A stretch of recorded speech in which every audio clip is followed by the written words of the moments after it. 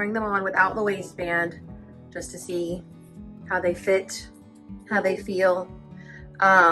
Everything's pretty good. It's a little bit hard to tell on these because the waistband is going to do so much of the work when it comes to the fitting. I do hate how the pockets are puckering. So that probably means they're not big enough around the hip, and I would need to size up there. And then I don't know if I'm able to show you, but in the back, obviously there's lots of fabric here. It might be just a little bit too low. Remember when I kept taking out wedges? It might be a little bit too low, but again, I'll have to wait and see when I get the waistband on. It's not anything that I'm going to be able to fix now, but looking at these, walking around in the crotch line, like where it hits in here, feels really good. I kind of really like the length, little board short length, something different than what I already own. So yeah, I think it's time to put the waistband on and see how these end up working out. But they're as good as they're going to get for a first try on, so I'm going to move forward. Okay, let's work on beautiful, professional, expensive looking waistbands. The first thing that I'm going to do is fold each of these in half short ways, and I'm going to mark the halfway points. All right, we are going to put these right sides together, and we're going to pin them all the way down, except we're going to stop at 2.5 from the bottom. So 1, 2.5. We're going to stop right here. So that one you probably want to put a pin in. And then we're also going to put a pin in at the 3/8 mark, which is our seam allowance. Okay, so when we go to our machine, we're going to sew down to here at a regular stitch length. Then we're going to switch to basting, and then we're going to go regular stitch length again. And we're going to do the same thing on the other side. And you want to make sure that whatever side you do the pins on the lower half of this. So we want it to be on the lower half of this. You don't want to switch it up to be up here. So just keep them on the same half of the waistband. All right, and then once that is done, you are going to open these up so they are one layer. You are going to open your seam allowances, and then you are going to baste your seam allowances to the waistband. You can do this from the inside or the outside, it doesn't matter, but you want to baste these as close to this edge of the seam allowance that you possibly can. This is the bottom half still. This is the half where the basting stitching is. You want to remember which one that is, because you want to make sure that when you fold this in half, that half goes on the inside. All right, so whatever you have to do to remember that this is now the facing the inside of the waistband, the part of the waistband that's going to touch your body.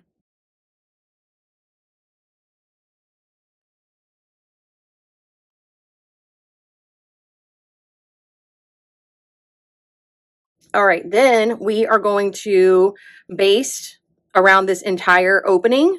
I'm just going to put this pin in right here so I remember that this is the inside, because I have a feeling I'm going to forget. Okay, so now you have your waistband, your elastic, your drawstring, and your shorts. You are going to take the waistband and you're going to put it right sides together. Now remember, we have a right side now because of the basting in the waistband. So that ends up being the wrong side. So we want it to go out like this. And then I also want the side seams of my waistband to go to the side seams of my shorts. All right, so once you've got your waistband on, you are going to take your seam ripper and you are going to rip open those basting stitches that you had between the seam allowance and the 2-inch mark. All right, now take your elastic and you're going to measure this to your waist. Then take your bodkin or your safety pin or whatever you've got and thread your elastic through the casing. When you get to the other side, loosen your bodkin and safety pin these together. I like to use a safety pin because it's stronger and I don't have to run the risk of the pin popping or falling out, and then I'm reaching in trying to dig for that thing again, dig for the elastic again. Okay, so now flatten all this out and feel in here if your elastic is at all like flimsy, like not the super hard kind. This is like somewhere in the middle between soft elastic and like that really hard braided stuff, or really hard, it's not braided, whatever it is. So I can feel in here that some parts of it are not lying flat, and you want to get it all lying flat. Okay, I don't think it's twisted. All right, great. So now unclip this, sew this closed. You can overlap them like this. You can butt them up together like this and put a piece of fabric over it to reduce bulk, but this is already so bulky, I'm not too worried about it.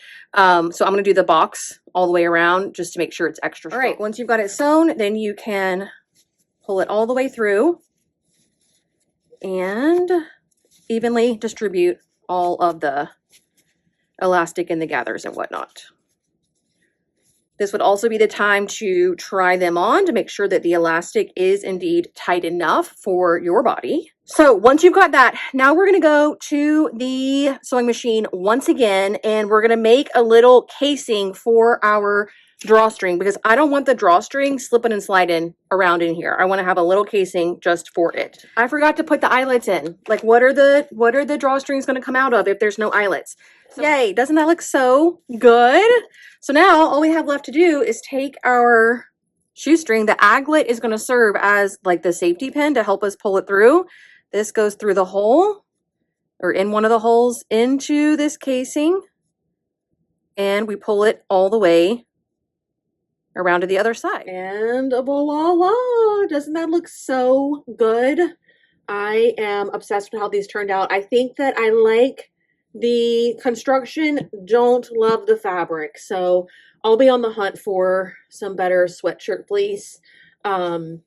These are just too fleecy. They're cozy and they're comfortable, and it's like a teddy bear wrapped around my booty, so that part I like. But I hope that you guys learned a little bit about waistband construction and how we can elevate just our typical elastic waistband pants and shorts.